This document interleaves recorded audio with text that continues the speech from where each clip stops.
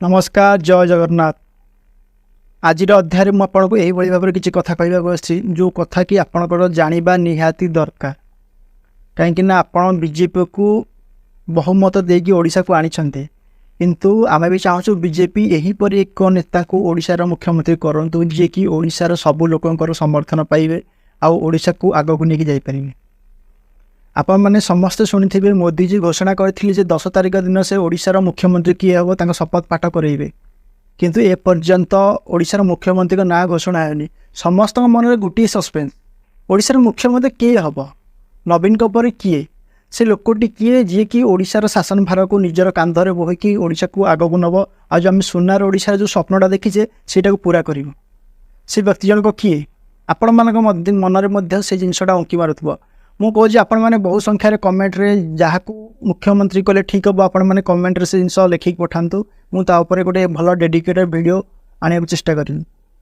आज बर्तमान आपको गोटे छोट खबर देवाक चाहूँगी। बर्तमान आज मुख्यमंत्री को नाम घोषणा होगा जाऊँगी 10 तारिख दिन जेहेतु शपथ ग्रहण अच्छी शपथ ग्रहण अन्य राज्यर मुख्यमंत्री निजे प्रधानमंत्री नरेंद्र मोदी सहित बहु माने वरिष्ठ वरिष्ठ व्यक्तित्व सहित आम ओडिशार जनसाधारण भी प्रायतः 1 लाख लोक को लेकिन बीजेपी निजर प्रथम थर जो ओडिशा सरकार कर तार मुख्यमंत्री घोषणा हम से कार्यक्रम उत्सवटा को भुवनेश्वर जनता मैदान रे करने जाऊँगी। आपण मैंने समस्ते भुवनेश्वर जनता मैदान ना शुणी देखी नी भी कहीं ना कहीं समस्त शुणी बहुत लोग देखी भी थे से विभिन्न प्रकार अन्य पॉलिटिकल फंक्शन भी हुए आपण मैंने केबे ना केबे सुजोग पाई जावाक से मुख्यमंत्री नाम घोषणा करके शपथ ग्रहण कर बहुत लोग भी जोग देवाक जी बहुत मुख्यमंत्री बहुत विशिष्ट नेता आम ओडिशार बहुत कलाकार बहुत जिनस लोक आसवे आम साधारण जनता मानक किसी लोक पास मिले जो जापरें किंतु आज मुझे जिनसा कहवाक आसी मुख्यमंत्री को जो नाम घोषणा हम आम बहुत आगु कल्पना जल्पना लगे किए हेले ठीक हम किए हेले भूल हम किंतु आज प्रकृत जाना किए मुख्यमंत्री हम आम जो किए मुख्यमंत्री आज बीजेपी तरफ से घोषणा हम। चलतु डेनक वीडियो आरंभ करवा। वीडियो आरंभ करने पूर्व आपको कहूँ बहुत लोग अच्छा जे चैनल को देखुं कि सब्सक्राइब करके जाऊना से समस्त मोर अनुरोध चैनल को अधिक रू अधिक सब्सक्राइब करूँ लाइक और शेयर करूँ और मोर मेसेज को सबू ओडिया पाखे पहुँचातु और जो ओडिया जो भितर जो शोई जाना ओडिया आम जो ओडिया मानक जगह कहीं आम यही गोटे जाति जे कि निजर जो शक्तिटा को ना भूली जाइए आम ओडिया कौन कर भूली जाइए आमको से देखा देवाक हम आम ओडिशा लोक ना सबुठ नंबर 1 लोक आम ओडिया सबुठ बढ़िया से जिन देखा हम तेणु मुझे समस्त को गोटे अनुरोध करुँची मोर मेसेजटा को सबू 4:30 कोटी ओडिया पाखे पहुँचातु। चलते डेनक वीडियोटा आम आरंभ कर।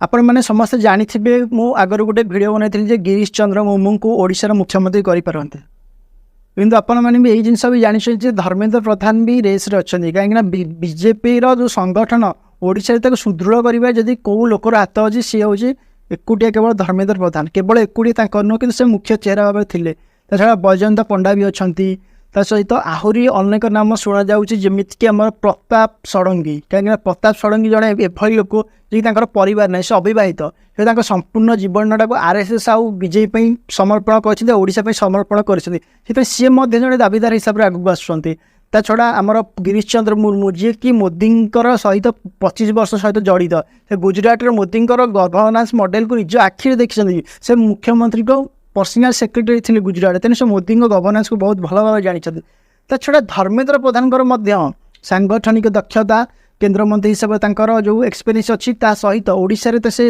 लोकों सहित जड़ित से मुख्य दाबीदार हिसाब से आगे गणाऊँगी।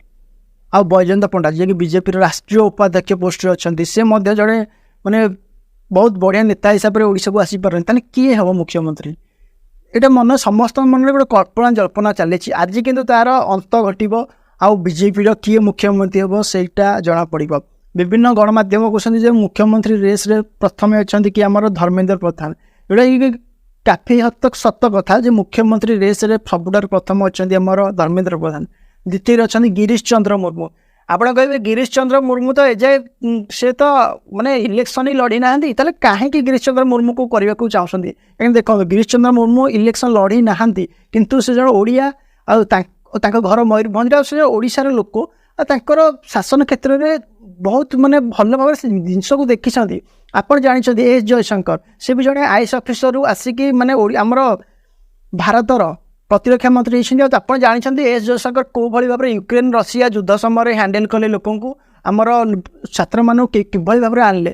ଆପଣ ଦେଖିଛନ୍ତି ତାଙ୍କର ସାଂଗଠନିକ ଦକ୍ଷତା ବା କେଉଁ ଯୋଉରା ମାନେ ଦେଶକୁ ଯେତେବେଳେ ଅସୁବିଧା ପଡ଼େ ସେଇ ଜିନିଷଟା ଆପଣ ଦେଖିଛନ୍ତି। ସେହିପରି ଗିରୀଶ ଚନ୍ଦ୍ର ମୁର୍ମୁ ମଧ୍ୟ ସେଇଭଳି ଜଣେ ଲୋକ ଯିଏକି ଶାସନକୁ ମାନେ ବହୁତ ପାଖରୁ ଦେଖିଛନ୍ତି, ମୋଦି ଗଭର୍ଣ୍ଣାନ୍ସ ମଡେଲକୁ ଭଲ ଭାବରେ ଦେଖିଛନ୍ତି, ଆଉ ସେଇଟା ଓଡ଼ିଶାରେ ଇମ୍ପ୍ଲିମେଣ୍ଟେସନ୍ ଭଲସେ କରିପାରିବେ। ତ ଧର୍ମେନ୍ଦ୍ର ପ୍ରଧାନ ମଧ୍ୟ ଲୋକଙ୍କର ନେତା, ସେ ଲୋକଙ୍କ ସହିତ ଜଡ଼ିତ ଅଛନ୍ତି। ସେ ଆମର ଢେଙ୍କାନାଳ କନଷ୍ଟିଚୁଏନ୍ସି ଯେଉଁ ଅଛି ଆମର MP ସେଇର ଜଣେ ବାସିନ୍ଦା, ତା ସହିତ ସେ ସମ୍ବଲପୁର ମଧ୍ୟ MP ଭାବରେ ନିର୍ବାଚିତ ହୋଇଛନ୍ତି। ସେ ମଧ୍ୟ ଓଡ଼ିଶାର ଗୋଟେ ଲୋକ, ତା ଛଡ଼ା ସେ ସମଗ୍ର ଓଡ଼ିଶାରେ ପରିଚିତ, ସେ ବି ଜଣେ ଦାବିଦାର। ଆଉ ପ୍ରତାପ ଷଡ଼ଙ୍ଗୀଙ୍କ ବିଷୟରେ କ'ଣ କହିବେ, ଆପଣମାନେ ତ ଜାଣିଛନ୍ତି ସେ ଆମର ପ୍ରିୟ ପ୍ରତାପ ନନା, ଯିଏକି ଓଡ଼ିଶାର ମାନେ ସବୁ ଲୋକଙ୍କ ମୁହଁରେ ତାଙ୍କର ନାଁ। ସେ ଜାଣିଛନ୍ତି ସେ କେଉଁ ଭଳିଆ ଲୋକ, ସେ କ'ଣ କହନ୍ତି ନା ମ୍ୟାନ୍ ଅଫ୍ ଦି ସଏଲ୍, ସେ ମାଟିର ମଣିଷ। ଆପଣମାନେ ଦେଖିବେ ଦିଲ୍ଲୀ ଗଲେ ଦେଖିବେ ସେ ଗୋଟେ କ'ଣ ମାଟିର ଘର କରିଥିଲେ ସେଇଠି, ମାନେ କାହିଁକିନା ସେ ମାଟି ସହିତ ଜଡ଼ିତ, ତାଙ୍କୁ ଟଙ୍କା ପଇସାର ଲୋଭ ନାହିଁ, ତାଙ୍କୁ କୌଣସି ପୋଷ୍ଟର ଲୋଭ ନାହିଁ। ସେ ମାନେ ଛୋଟ ସାଇକେଲ ଖଣ୍ଡେ ଧରିକି ସେ ଯିବା ଆସିବା ବି କରିଦିଅନ୍ତି। ଆଉ ସେଇଭଳି ଲୋକ ବି ଯଦି ମୁଖ୍ୟମନ୍ତ୍ରୀ ହେବ ନା ଓଡ଼ିଶାକୁ ବହୁତ ଆଗକୁ ନେବ। ମୁଁ କହିଲା ବିଜେପିରେ ଏକଠୁ ବଳି ଏକ ଭଲ ନେତା ଅଛନ୍ତି, କିନ୍ତୁ ଆମେ ଦେଖିବା ପାର୍ଟି କାହାକୁ ଡିସାଇଡ଼୍ କରୁଛି, କାହିଁକିନା ପାର୍ଟି ଯେତେବେଳେ ଡିସାଇଡ଼୍ କରିବ ନା ପାର୍ଟିର ବି ନିଜସ୍ୱ ବେନିଫିଟ୍ ଦେଖିବ, କିପରି ଭାବରେ ମାନେ ପାର୍ଟିର ବେନିଫିଟ୍ ହେଉଛି ତା ସହିତ ଓଡ଼ିଶାର ବେନିଫିଟ୍ ଦୁଇଟାଙ୍କ ଦେଖିକି କରି। ସେ ଆଦିବାସୀ ନେତା ଆମର ଗିରୀଶ ଚନ୍ଦ୍ର ମୁର୍ମୁ ହୁଅନ୍ତୁ, କିମ୍ବା ଆମର ଧର୍ମେନ୍ଦ୍ର ପ୍ରଧାନ ବା ପ୍ରିୟର ମୁକୁ ଭାଇ ହୁଅନ୍ତୁ, କିମ୍ବା ଆମର ପ୍ରତାପ ନନା ହୁଅନ୍ତୁ, କିମ୍ବା ଯିଏ ବି ହୁଅନ୍ତୁ, ସୌରଭ ସୂର୍ଯ୍ୟବଂଶୀ ମଧ୍ୟ ଜଣେ ଯୁବ ନେତା, ତାଙ୍କୁ ବି ଆମେ କନସିଡର କରିପାରିବା। ଓଡ଼ିଶାରେ ଏକଠୁ ବଳି ଏକ ମୁଖ୍ୟମନ୍ତ୍ରୀ ଅଛନ୍ତି। କିଛି ଲୋକ ତ କହୁଛନ୍ତି କନକ ବର୍ଦ୍ଧନ ସିଂହଦେଓ ବି ହେଇପାରନ୍ତି, କାହିଁକିନା ସେ ବଲାଙ୍ଗୀର ଜଣେ ଭଲ ନେତା, ବିଜେପିରେ ସେ ପୂର୍ବରୁ ମୁଖ୍ୟ ମଧ୍ୟ ରହିଛନ୍ତି ଓଡ଼ିଶାରେ। ସୁରେଶ ପୂଜାରୀଙ୍କ ନାମ ଶୁଣାଯାଉଛି। ଯିଏ ବି ହେଉ, ସେ ପୂର୍ବ ଓଡ଼ିଶାର ହେଉ କି ପଶ୍ଚିମ ଓଡ଼ିଶାର ହେଉ କି ସେ ଆଦିବାସୀ ହେଉ କିମ୍ବା ସେ ଯେଉଁ ଧର୍ମର ହେଉ, ଯେଉଁ ଏରିଆର ହେଉ, ଯେଉଁ ଅଞ୍ଚଳର ହେଉ, ଯେଉଁ କାଷ୍ଟ ହେଉ, କିଛି ଆମର ଫରକ ପଡ଼େନି। ସେ ଜଣେ ଓଡ଼ିଆ, ସେ ଓଡ଼ିଶା ପାଇଁ କାମ କରିବ। ଆମେ କେବଳ ସେତିକି ଚାହୁଁ, ଆମେ ଓଡ଼ିଶାର ଡେଭଲପମେଣ୍ଟ ଚାହୁଁ। ତେଣୁ ଏତିକି କହି ମୁଁ ଭିଡ଼ିଓ ରଖୁଛି। ନମସ୍କାର, ଜୟ ଜଗନ୍ନାଥ, ବନ୍ଦେ ଉତ୍କଳ ଜନନୀ।